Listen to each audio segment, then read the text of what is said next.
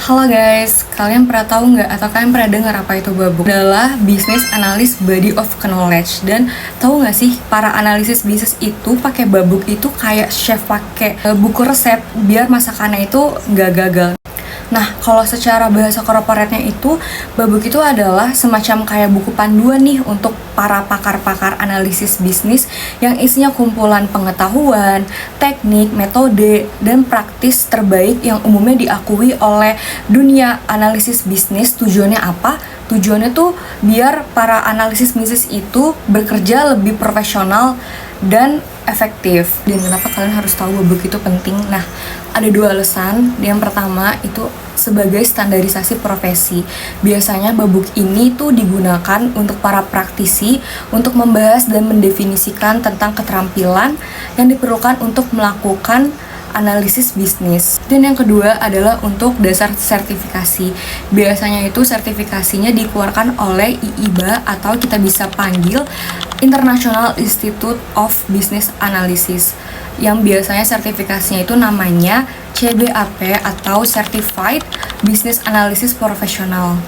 Kalian tahu nggak sih kalau babuk itu punya struktur yang biasa kita panggil sebagai knowledge area. Sendiri itu dibagi menjadi 6 bagian. Yang pertama itu ada bagian enterprise analysis yang mengurus hal-hal sebelum proyeknya dimulai. Misalnya tuh kita menentukan peluang bisnis, studi kelayakan, dan membuat business case. Dan bagian kedua itu ada requirement planning and management. Di sini tuh kita mengatur cara mengelola, melacak, dan mengumpulkan rekrutmen biar proyek kita tuh nggak gagal. Tiga, itu ada elicitation.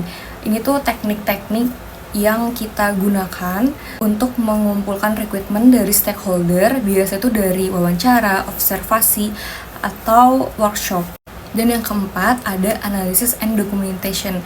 Di sini tuh kita mengelola rekrutmen yang udah kita kumpulkan biar tersusun dengan rapi, jelas dan lengkap, dan bisa dipahami oleh tim teknis. Yang kelima ada communication. Pastiin rekrutmen yang udah kita kumpulin itu tuh terinformasi dengan jelas dari semua pihak, termasuk dari stakeholder, agar proyek kita tuh berjalan dengan lancar tanpa ada miskomunikasi.